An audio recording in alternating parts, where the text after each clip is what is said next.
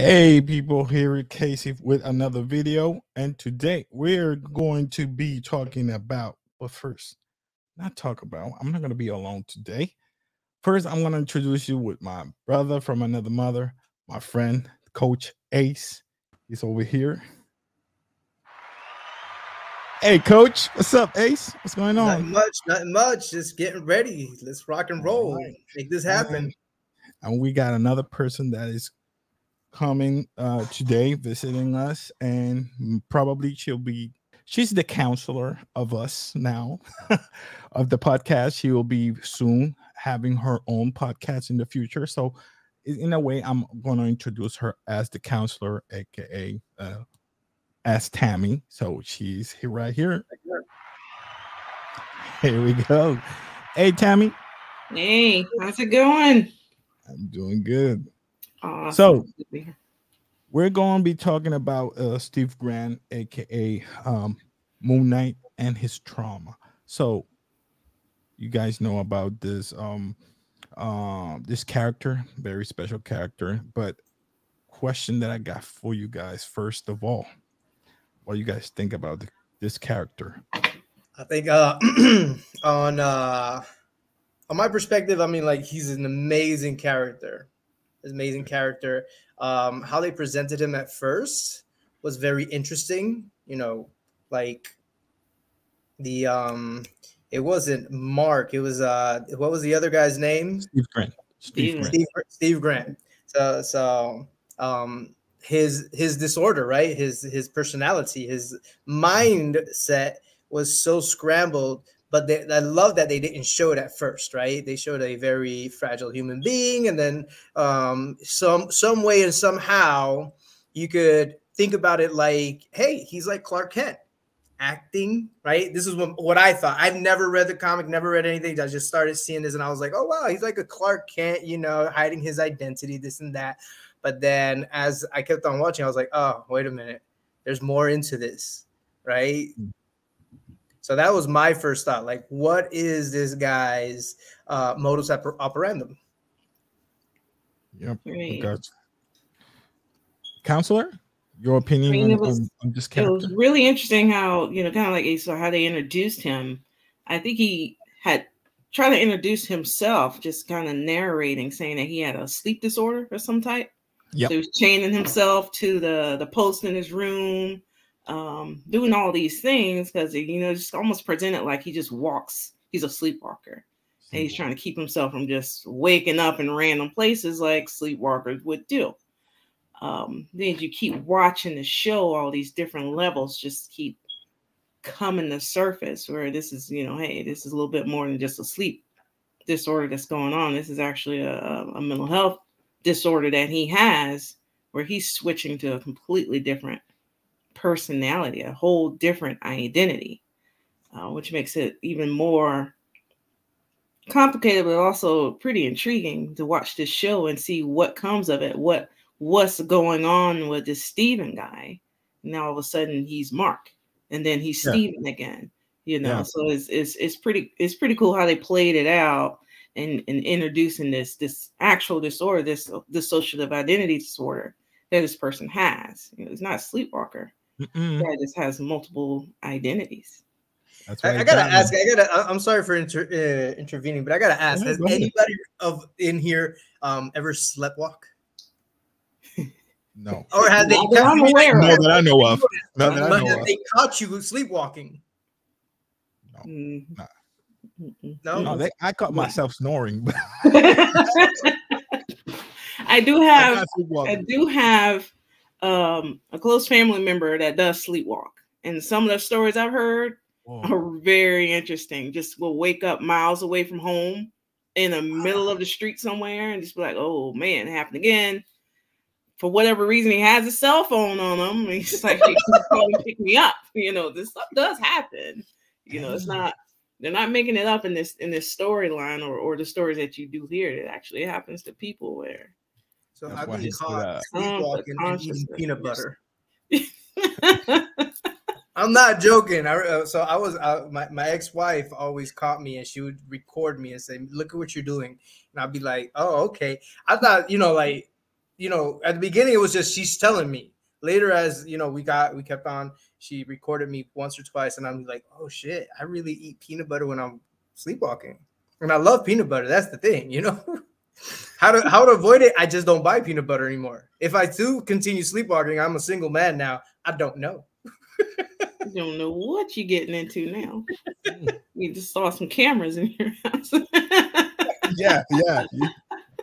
Let's see what Ace is up to this week. All right.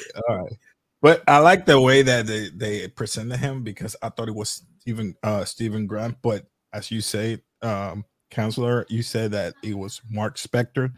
They changed him, and he changed himself to the bed because he knew that he sleepwalks. So every time he blacks out, also change his personality. So I like that. So my other question is the persona. It was based on a trauma that Mark Specter had when he was a kid. What do you guys think about that? I'll let counselor start with this one. That's her expertise. Yeah. All right. Yeah. So he, assuming everybody that's watching has seen the show, experienced some significant traumas in his childhood. It's kind of starting with the death of his brother. In the show, I believe his brother ended up drowning. There's no way you could save him. So not only did he watch his brother, you know, become in this situation where he couldn't save him from, just experiencing it with his own eyes, his brother dying in front of him.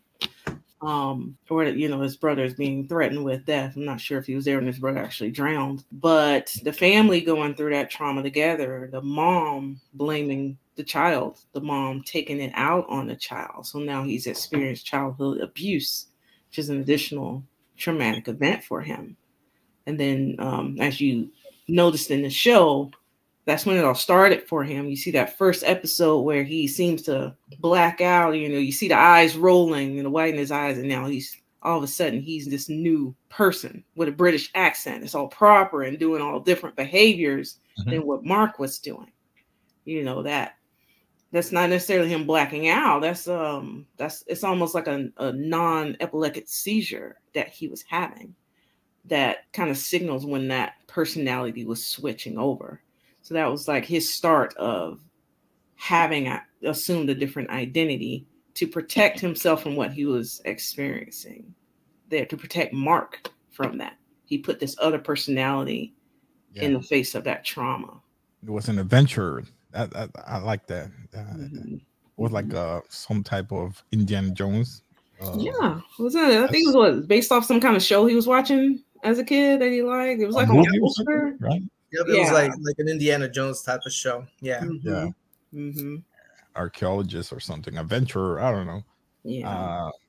The other thing is that he created. I mean, he didn't create it. He got another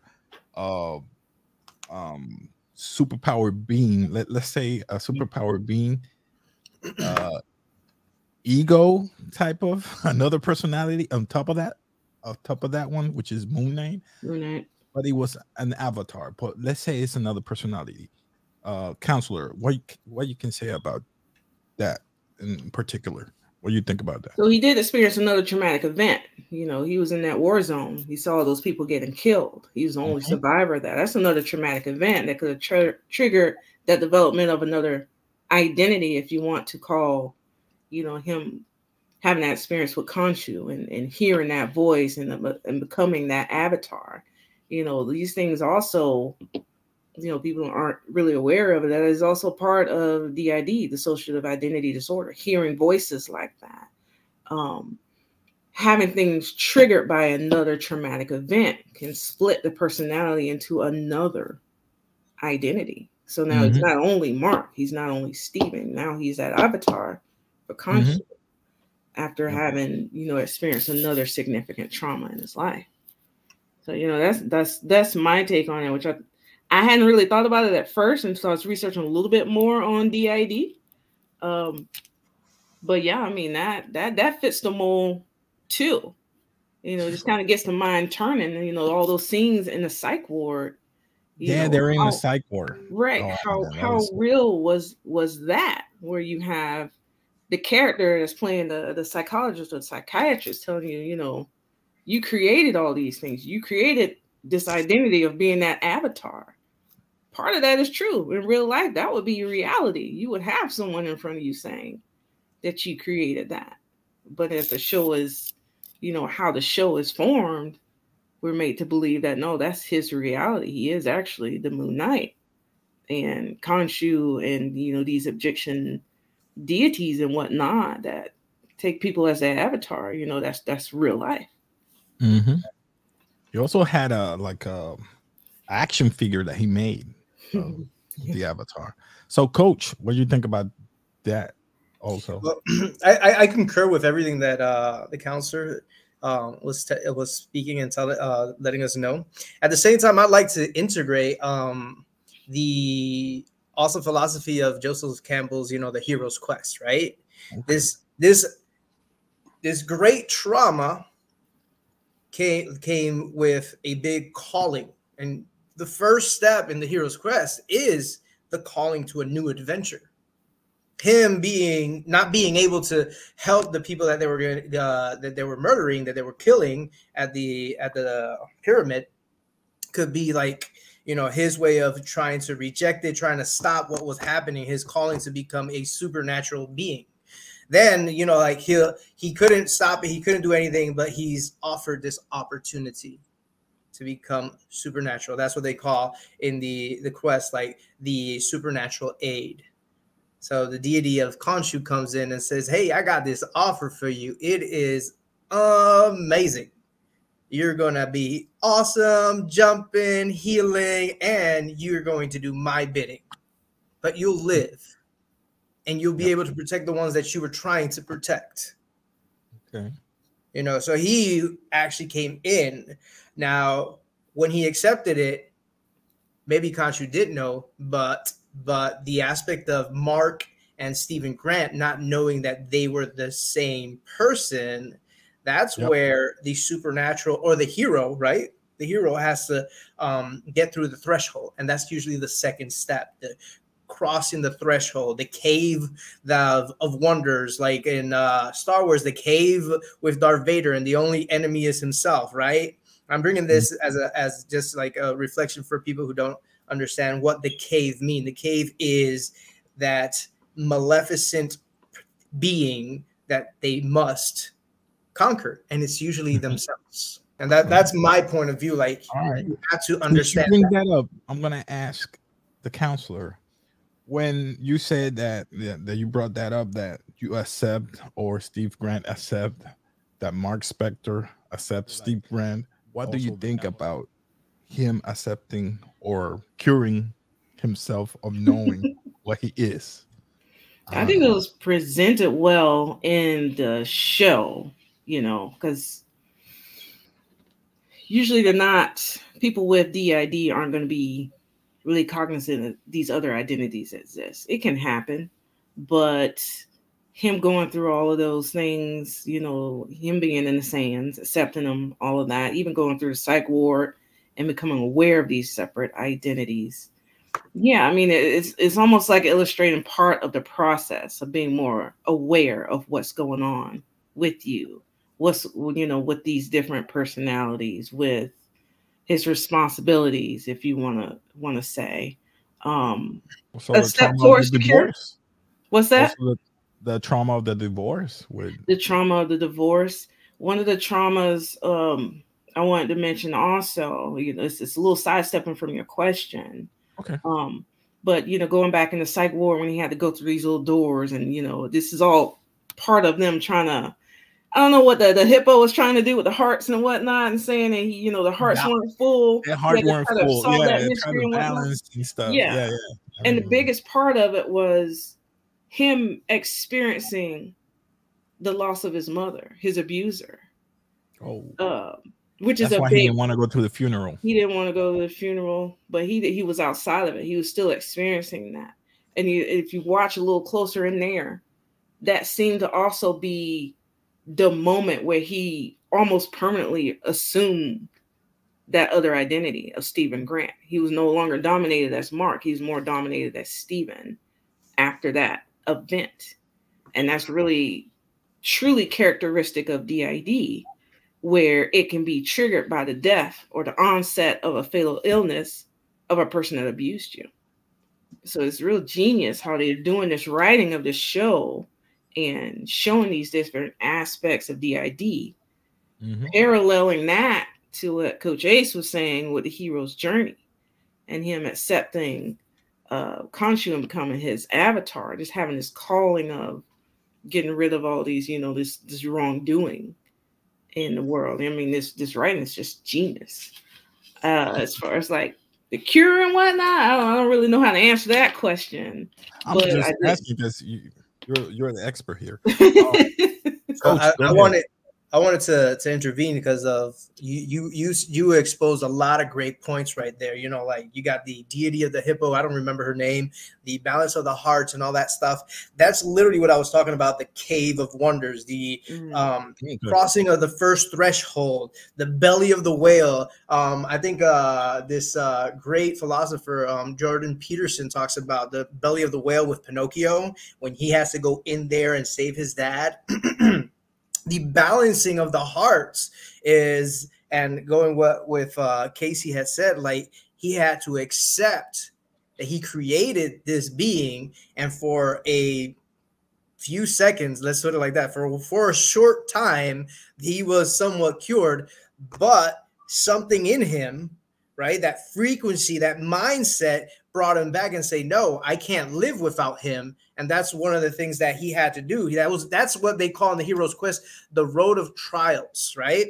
That's the final, like the hero has to pass through that series of tests to begin the transformation. He's going through his final trials, his road of trials, to be able to convert himself completely in who he truly is.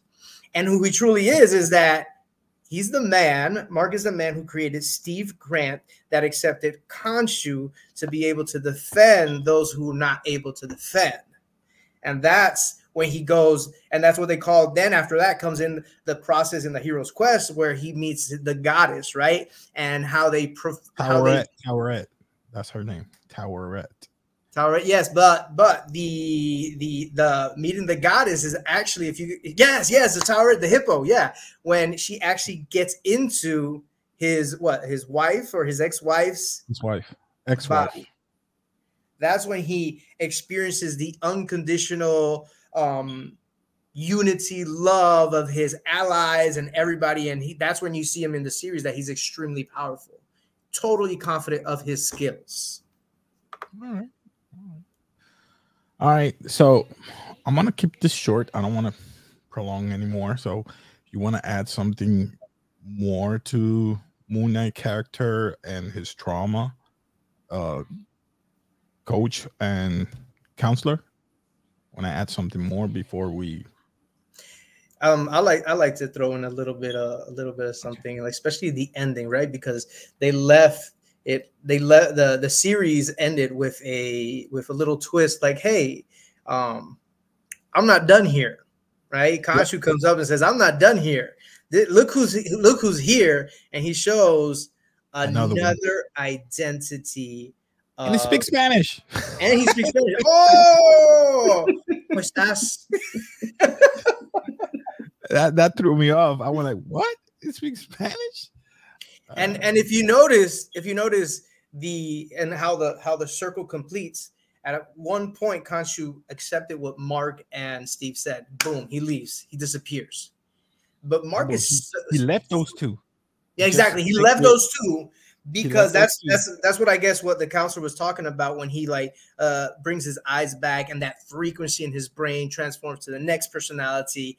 So you can say that Mark and Steve harmonize their frequencies so well that they're willing to switch in a harmonic form that Khonshu noticed that I can't deal with these two. I'm going to step back. I'll deal with the real guy who is willing to do my bidding and not complain about it. Yeah. And if you notice what he wanted. Exactly. And you had Khonshu sitting down on a chair in the limo, and you had Stephen Grant, or what was his name? The limo driver, the new guy. Yeah. Luckily, I think it's Lucky. Hold on. Lockley, I think it is. Lockley, right? Oh, Jake Lockley. Yeah, Jake Lockley. Jake. I'm sorry. I'm sorry. No, you got me off guard. That's when he shows Jake on the side, because that's when Khonshu has the knowledge, the ability, and the I want to say the conscious of like, I can be here with him, and I know he's gonna do it without me being his full avatar. I can just tell him, hey dude, just kill this guy. Jake does it. I don't have to intervene because Jake loves it. Now, what they have to show about Jake, I'm extremely curious to see how season 2 develops itself. All right. Same here. Well put. There's nothing to add to that. It really isn't. Okay. If the council says okay, I mean, I think we're done here. I mean, but if you like this content, please subscribe. Just, press the button, the notification. Also, in the future, the council is gonna have her own podcast. So in the future, you're gonna know about her podcast. So real soon. So the next, we probably gonna be continuing with this traumas with superheroes. So we have a list. Next week we'll be continuing talking with might be Magneto, might be Wanda. Wanda is a good one. Talk about that off camera. Which one? I think Wolverine, we had Spider-Man. Mm-hmm. Bunch of them got a different type of traumas that the council are gonna help us out and decipher everything about them. So, like I said, we're gonna be leaving now. So, thanks. Support the channel. Peace out. Thank you for everything. Like we always say here, we always throw a peace sign. So, peace.